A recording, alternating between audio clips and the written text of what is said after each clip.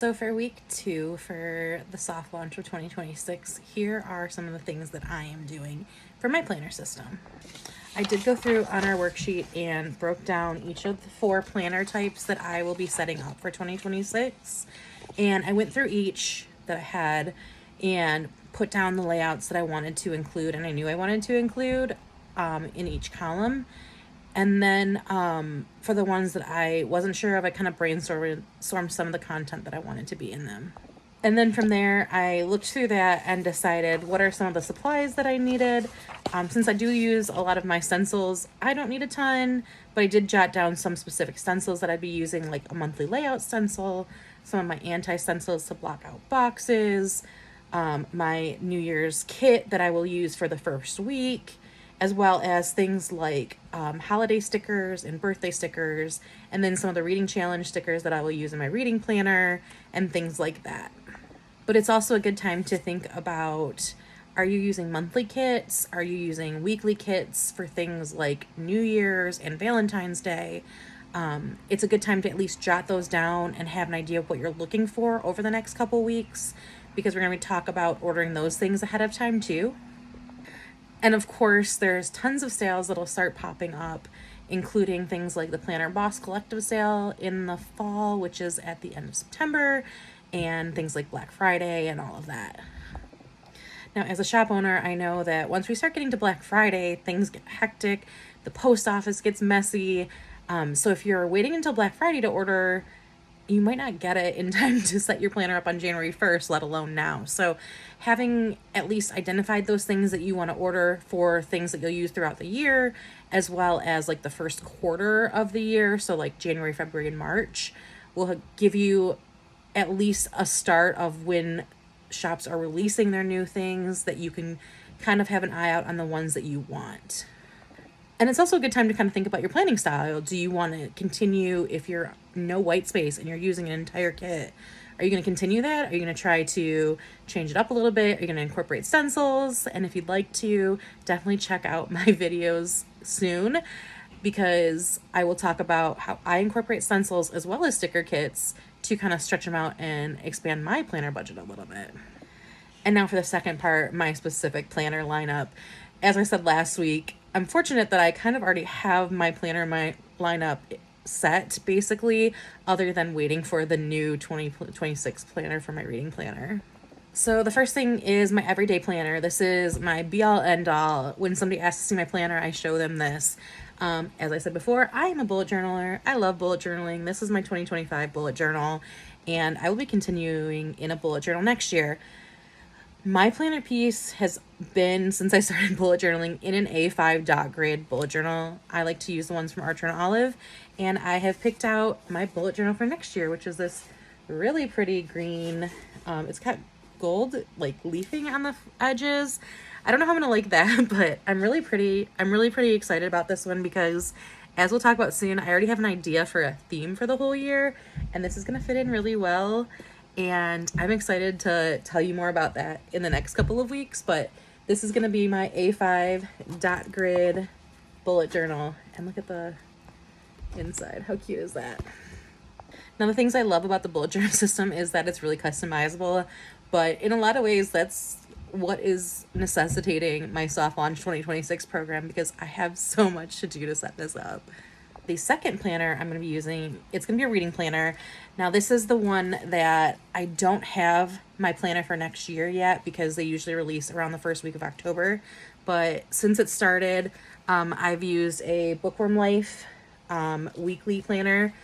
This is from the shop Peanut Butter Taco. This is this year's. They are undated, so I could totally buy this same cover, but I can't wait to see what color the cover will be next year and start setting it up.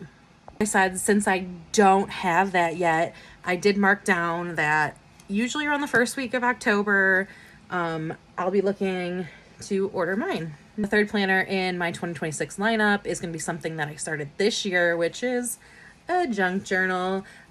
This is the one that I'm at the very back of. I literally have 6 pages left, and I will definitely be out of this one before 2026, but I'm about to start a new one, so the likelihood is that I'll only be like partially through it when 2026 starts. So My plan for that is to probably use that and move into 2026 with it, and then just start a new one as soon as that's done. I already have my next 2 junk journals picked out, so I just have to choose which one I want to use for the next one, and then I'll use the next one after that. And so that's already been picked out, and hopefully we'll be well underway before any of this stuff. So this is kind of one that, while I'm mentioning it, and if you're setting up a junk journal, you might want to start, I'm not going to need to, because hopefully I'll be like halfway through one. And then the 4th planner that I'm adding next year is a business planner. I want to be more intentional with the things I do in my business instead of kind of always catching up. And so as I was shopping my stash, I found this A5. It's not predated, it's an undated Archer and Olive planner. A good layout. It's got a pre-done layout with spaces for Saturday and Sunday and notes. And then the monthly calendars are in there. So all I'm going to have to do for this is go through and date it. And then there's also things in the front, like a space for a little bit of a future log, as well as some blank pages that I can use to brainstorm content and put my shop goals and all of it. And then my 5th category is kind of my other planners. Most of these are ones that I'm either starting to work on or are already set up. So there's not much work I'm going to be doing in these, but I will kind of mention them briefly. I mentioned before my adventure book. I'm using a more of like a notebooky. This is from Every Minute a Story. I had ordered this and loved, because I'm a huge lover of the movie Up. And so what I did with this is every trip my boyfriend and I have taken, I've colored in like the state on the map, and then have just done some junk journaling and kind of scrapbooky type things of each of those trips in this one. But there's still some pages in it, and I'll use those for my 2026 trips. The second miscellaneous planner that I will be using is this Aura Estelle A5 wide rings. I'm one of those people that rings always like overlap and break on me, and I don't know what it is. I just can't get them to work very well. So I still want to use this because it's really beautiful white planner. So what I decided to do was use this when I go to the Chicago Planner Conference here in November. And I'm going to use the Lights Planner Action inserts for that. And then I'm going to back plan all the previous conferences I've been at and do some memory planning. And that's kind of a little bit of a project and also a planner that I'll be using in 2026, but don't really need to set up. I also will be using, it's not this one, but I will be using another A5 dot grid notebook as a reading journal. I'm working on some stencils for some like reading review layouts that I'll be using in my reading journal to kind of intentionally force myself to really like look into deeper themes, write down quotes that I like, and really try to remember books I read better than I currently do. And then the last category is more of a lump of projects that are kind of at the same state. I have the notebooks that I want to use. Like this one is going to be eventually an Eras Tour notebook. I went to 6 Eras Tour shows, and so I have tons of pictures and memories and mementos that I want to put into one travel journal, Eras Tour journal, and I haven't started it. So I wanted to write that down and have that as a goal and have that in my planner stack, but not necessarily in my planner lineup. And then finally, I also have this kind of as a placeholder. I really want to set up a travel journal that I use for trip after trip after trip.